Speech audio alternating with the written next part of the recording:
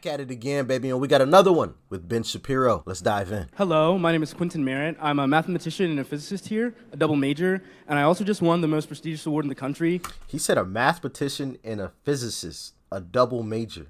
Wait, so like he's in college to be a physicist? I thought you become a physicist after you get the degree and you actually... Maybe he already is. If anybody knows the situation, let me know. But that was a little confusing, that he was like double major. I'm a mathematician and a physicist here, a double major, and I also just won the most prestigious award in the country to pursue research at any institution I want, the National Science Foundation Graduate Research Fellowship. So I think I'm pretty, qualified to say that most of what you're saying is based on like old data.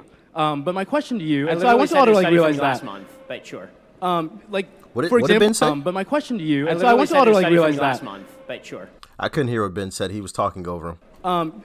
For example, gender identity disorder, that's the DSM-4, bro. We use the DSM-5 now for psychologists to be able to talk about... I literally cited the DSM-5 in the speech, and it's called gender dysphoria, which is the term that I use throughout the speech, not gender identity disorder. You sound like a bozo, bro. Ooh.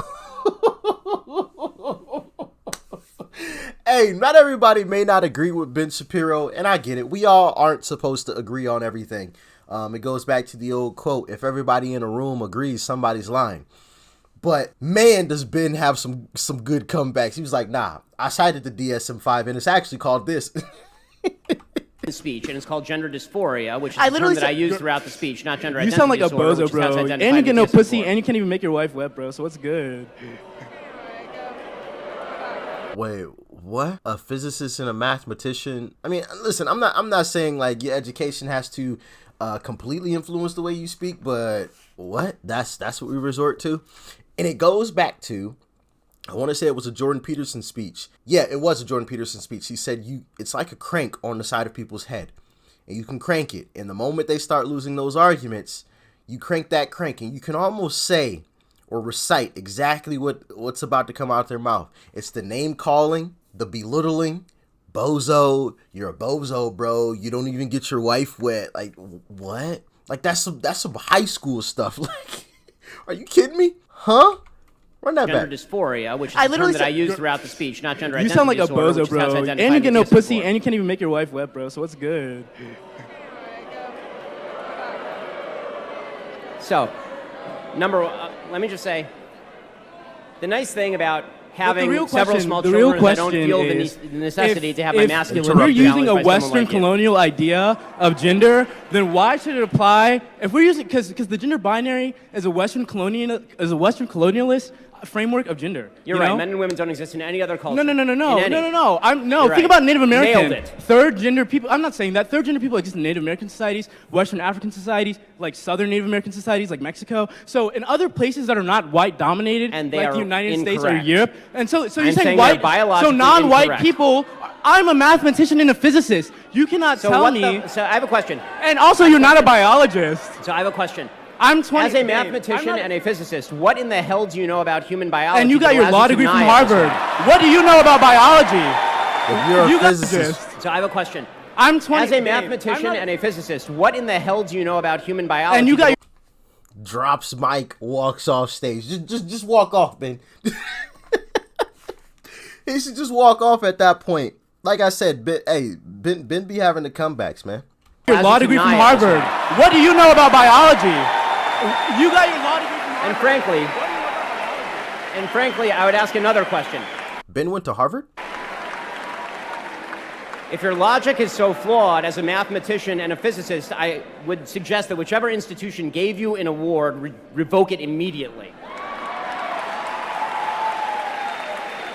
Sheesh. So you find that recurring theme whenever people start to lose arguments, the name calling, the belittling, the yelling and screaming, and you saw some of those things right here in the same situation. The name calling, what do you say, bozo, and the belittling. You don't even get your wife wet, bro. You don't even get no pussy, huh? What? you sound foolish. I'm sorry. Maybe I'm the idiot, but I thought that sounded pretty foolish. Maybe I'm just not up to date on my argument skills. I don't know. Maybe I'm just off. You guys can let me know in the comment section. But also just the yelling over. Who can shout the loudest? and you saw where Ben was making his statement in responding to what the gentleman had said. I forgot his name now. He said it at the very beginning. But in the middle of Ben responding, he responded and just kept going and just tried to jump over whatever Ben was saying. And Ben just finally was just like, all right, I'm just gonna let him go, because for a second they were both talking. Ben was speaking, making his point, responding to the gentleman there, and the gentleman didn't like what he was saying, so he just jumped in and said what he had to say, and forget what Ben was saying. It doesn't even matter. And you often find that within debates like this when somebody is losing. And I think we need to make debates more of like a national sport. Debates should be like baseball or football or basketball. They should be on mainstream TV. These debates should be being had. You know, you have the Ben Shapiros of the world, the AOCs, the Noam Chomskys, the Thomas Sowells, the Jordan Petersons. Bring all these people up on a stage and have them debate, and have a moderator there that keeps things a little bit in order. And I honestly would personally watch that. Now, a month ago, I probably wouldn't have. But since we've gotten more into this, I've genuinely found a lot of this stuff really, really fascinating and interesting to hear these opinions and to see responses, and all this stuff is really, really good. And I'm honestly learning a whole lot. So if that was on national TV, I think it would be big, and we could possibly, use it towards some good, reliable organizations that actually use their donations for the intended purpose during those live streams or whatever you want to call them. I think it'd be great. Let's make debates a national pastime. Wouldn't that be amazing? Debates as a national pastime. We got the basketballs, the NFLs, we got baseballs, and then we got debating. They're all up there. I think that'd be amazing. But maybe that's just me. Maybe I'm wrong about the whole thing. Y'all can let me know how you feel about it in the comment section below.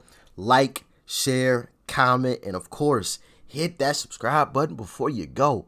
Please hit that subscribe button. Hit that like button too. It greatly helps the channel out. Thank you guys to every single last. I know I don't say it enough, but thank you to every single last one of you guys to hit the like button. It helps out with the algorithm. Even if you just leave a comment, it helps out with the YouTube algorithm. And of course, hit the subscribe button and hit that bell button that's next to it so you know when all these videos drop.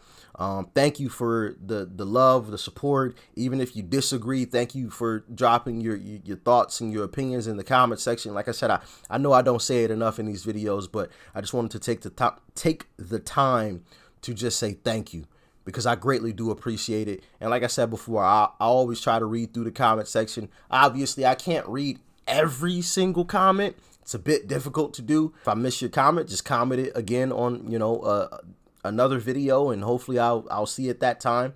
But yeah, thank you guys. Thank you. I can't say it enough. Peace and love. I'm out.